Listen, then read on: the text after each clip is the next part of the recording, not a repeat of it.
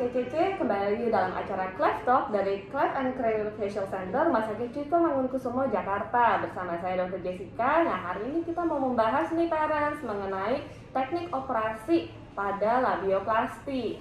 Nah, kita kedatangan tamu istimewa yaitu dokter spesialis bedah plastik rekonstruksi yang emang ahli di bidang Cleft and Craniofacial, yaitu Dr. Vika Tania, spesialis bedah plastik rekonstruksi estetik. Halo Dokter Vika. Halo Dokter Jessica. Halo Dok, gimana kabarnya hari ini Dok? Baik, gimana Dokter Jessica, apa kabar? Baik, nah semoga parents di luar sana juga baik ya, semangat terus hari ini. Nah, kita hari ini mau ngebahas nih Dok mengenai teknik operasi labioplasti. Nah, mungkin sebelum kita mulai, dokter bisa jelasin dulu Dok, apa sih labioplasti itu? Oke. Jadi labioplasti itu adalah istilah yang digunakan untuk merekonstruksi bibir, terutama dalam hal ini untuk pasien-pasien dengan sumbing bibir. Terus labioplasti itu biasanya kita kerjakan pada anak-anak sumbing dengan baik sumbing bilateral maupun sumbing unilateral, dengan syarat anaknya usianya sudah mencukupi, yaitu sekitar usia 10 minggu sampai 10 minggu atau 3 bulan. Terus berat badannya juga sudah mencukupi kira-kira 5 kiloan, dan tentunya anaknya dalam kondisi baik, tidak anemi, HB-nya cukup, HB10, dan hasil lab yang lain juga bagus gitu. Baik Dok. Nah, kalau di CCC sendiri Dok, sebenarnya operasi labioplasti itu apakah ada penggunaan teknik khusus Dok, yang mungkin parents sih suka bertanya-tanya dan mungkin ada yang membandingkan ya dengan center lain yang juga mengerjakan labioplasti ini Dok? Iya. Tentunya kita di CCC sini atau RSCM nanti, karena kita rumah sakit pendidikan, jadi kita selalu berkembang terus nih untuk penggunaan teknik labioplasti, mana yang lebih baik, lebih unggul. Memang dulu tuh kita dari perkembangan teknik, awalnya tentu kita sama dengan center yang lain menggunakan teknik Miller. Namun kesini-sini kita melihat bahwa dengan adanya perkembangan teknik baru yaitu teknik Fisher, kita melihat hasil yang dihasilkan dengan labioplasti menggunakan teknik Fisher ini jauh lebih baik dibandingkan teknik yang sebelumnya. Oke, baik Dok.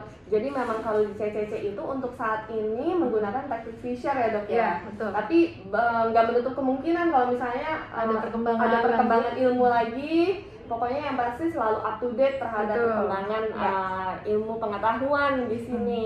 Nah Dok, kalau untuk Fisher ini sendiri untuk jenis sumbing yang mana aja Dok digunakan teknik ini? Iya, teknik Fisher itu sendiri sebenarnya bisa digunakan untuk yang unilateral atau sumbing satu sisi, juga ada teknik Fisher yang digunakan untuk sumbing bilateral dua sisi gitu. Jadi intinya Fisher itu menitik beratkan pada bagaimana caranya agar scar yang dihasilkan atau parut yang dihasilkan itu sesuai dengan subunit anatomis dari bibir dan hidung. Jadi parutnya itu diletakkan sebaik mungkin agar bekas parutnya itu bentuknya menyerupai unit-unit normal dari bibir normal ya Dok ya. Jadi nggak tahu-tahu ada parut yang melintang atau horizontal, karena kita ketahui subunit dari bibir itu kan ada titik-titik khusus gitu. Jadi disesuaikan dengan subunitnya. Jadi memang letak insisinya itu disesuaikan dengan memang anatomi yang normal ya Dok ya. Betul. Jadi seenggaknya disamarkan hasil operasinya gitu ya.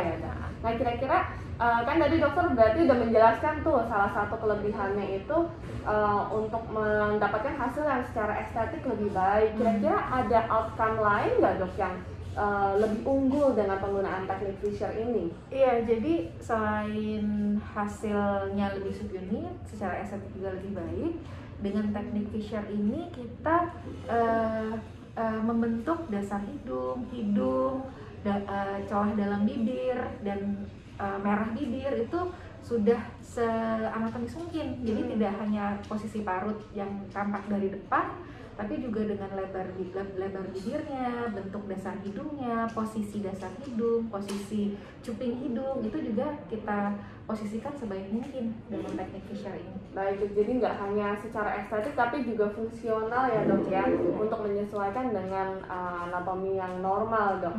Nah kalau misalnya nih dok, ada yang suka bertanya, sekarang itu kalau labioplasti sekaligus rinoplasti ya dok, atau perbaikan hidung. Iya. Nah apakah setiap labioplasti itu pasti selalu dibarengi dengan rinoplasti dok sekarang?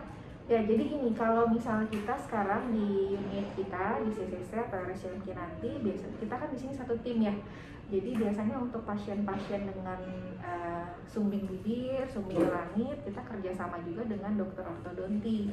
Jadi pasien-pasien kita biasanya dipasangkan juga dengan NAM atau nasionalis molding. Jadi pada saat kita lakukan tindakan operasi bibir, itu biasanya posisi dari bibir dan posisi dari kolumella atau tiang hidung dan posisi dari cuping hidung itu sudah diposisikan lumayan baik gitu. Jadi walaupun demikian, kita juga pada beberapa kasus kita juga tetap melakukan rinoplasti primer. Jadi primary rinoplasti di mana kita lakukan setelah kita lakukan tindakan operasi bibir, posisi hidungnya apabila dirasa masih miring atau masih jatuh cuping hidungnya, itu bisa kita lakukan langsung tindakan rinoplasti atau tindakan perbaikan hidung. Tentunya dengan teknik operasi yang sehalus mungkin, karena kita tahu pada anak-anak usia 3 bulan itu kan hidungnya, tulang rawan hidung itu masih ada proses pertumbuhan. Jadi kita harus operasi sehalus mungkin untuk tidak mengganggu pertumbuhan dari tulang hidungnya nanti gitu. Jadi biasanya ada teknik-teknik khusus di mana kita lakukan tindakan primary rinoplasti dengan hasil yang sudah cukup baik, tapi sedemikian rupa sehingga tidak mengganggu dari pertumbuhan hidungnya. Baik dok. Nah kadang ya ada juga yang sering ditanyakan dok, kenapa sih anak saya setelah operasi labioplasti malah hidungnya lebih turun dok? Oke. Jadi gini, biasanya kalau misalnya pasien-pasien yang tidak dilakukan tindakan NAM ya, kan secara anatomi, secara kita lihat kalau tidak dinam itu tuh memang apalagi yang lengkap sumbingnya nih, jadi si rahang sisi sumbingnya tuh udah turun, terus cuping hidungnya juga selain lebar jatuh. Nah itu pada saat kita benerin posisi tulang rawan hidungnya itu memang sulit gitu posisinya, dan walaupun kita sudah lakukan tindakan rinoplasti itu ada namanya istilahnya memori dari tulang rawan hidungnya. Jadi biasanya kalau misalnya kita tidak lakukan support tambahan setelah tindakan operasi, yaitu pemasangan nasal retainer, itu biasanya memang akan turun lagi gitu. Jadi memang tindakan operasi bibir maupun operasi hidung pada pasien-pasien dengan sumbing itu memerlukan penanganan jangka panjang, sehingga hasil operasi yang kita capai bagus post-op langsung itu bisa bertahan lumayan lama gitu dengan dilakukan treatment tambahan selain operasi. Baik dok, jadi memang jangan berkecil hati ya parents kalau misalnya ternyata hidungnya agak turun sedikit ya dok. Makanya kalau pakai NAM biasa suka tinggiinnya lebih dari yang normal bahkan ya dok ya. Biasanya memang ada turun lagi beberapa mili gitu. Oke dok. Nah kalau misalnya parents juga kadang suka nanya dok, apakah kalau misalnya turun itu boleh langsung direvisi lagi dok, operasi lagi? Jadi gini, biasanya kita pada saat tindakan labioplasti pertama itu tuh kita sudah melakukan usaha yang maksimal untuk sekalian membenarkan cuping hidungnya. Nah, itu kan pada saat pasiennya umur 3 bulan, dengan tentunya tadi yang saya bilang sebelumnya, kalau kita melakukan tindakan rinoplasti primer atau rinoplasti yang barengan dengan bibir, itu tuh kita harus sehalus mungkin supaya tidak mengganggu perkembangan tadi gitu. Nah, biasanya memang untuk mencapai simetris yang benar-benar sama antara hidung yang normal dengan yang sumbing itu memang susah sekali. Nah, apabila setelah beberapa waktu, kalau misalnya perbedaan sedikit dan tidak terlalu mengganggu, biasanya kita tidak menyarankan orang tua pasien untuk terlalu bersegera untuk memperbaiki hidungnya lagi, karena ditakutkan adalah gangguan dari pertumbuhan hidung kalau kita melakukan tindakan operasi yang terlalu agresif gitu. Biasanya kita lakukan tindakan operasi yang agresif yang benar-benar sampai memancungkan tulang batang hidungnya, itu tuh biasanya tunggu sampai ya anaknya sekitar 15 atau 16 tahun kita berasumsi bahwa pada umur segitu pertumbuhan dari tulang hidungnya tuh udah mendekati udah mendekati maturitas gitu. Nah, tapi kalau misalnya untuk suatu kondisi di mana dilihat hidungnya memang turun banget sehingga dikhawatirkan anaknya ini nanti pas udah mulai sekolah takut dibully atau tidak percaya diri, itu biasanya kita bisa lakukan revisi-revisi untuk hidungnya itu pada saat anaknya usia-usia prasekolah, umur-umur 5,5 tahun sebelum dia sekolah SD ya, jadi itu kita lakukan juga perbaikan dari hidungnya. Oke, baik. Jadi memang untuk para di luar sana jangan terlalu khawatir mau buru-buru langsung revisi ya dok ya.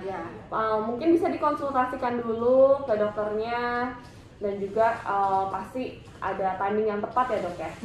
Oke, baik dok. Nah kira-kira tadi kan kita udah ngebahas nih mengenai teknik operasi pada celah bibir. Kira-kira dokter ada pesan nggak nih kepada orang tua dan juga teman-teman sejawat mungkin di luar sana mengenai teknik operasi Fisher ini untuk labioplasti? Iya, jadi pesan saya mungkin untuk parents yang mempunyai anak dengan SUBI perlu dicari-cari tahu teknik apa yang paling bagus untuk anaknya, dan supaya kita bisa mendapatkan hasil yang maksimal bukan hanya dari segi estetik tapi juga dari segi fungsional gitu ya.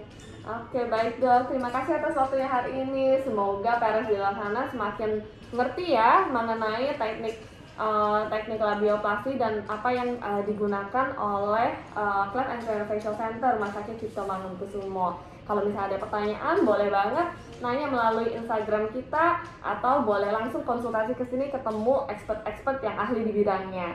Oke, selamat beraktivitas parents semua. Terima kasih Dokter Vika atas waktunya. Sampai berjumpa di episode selanjutnya.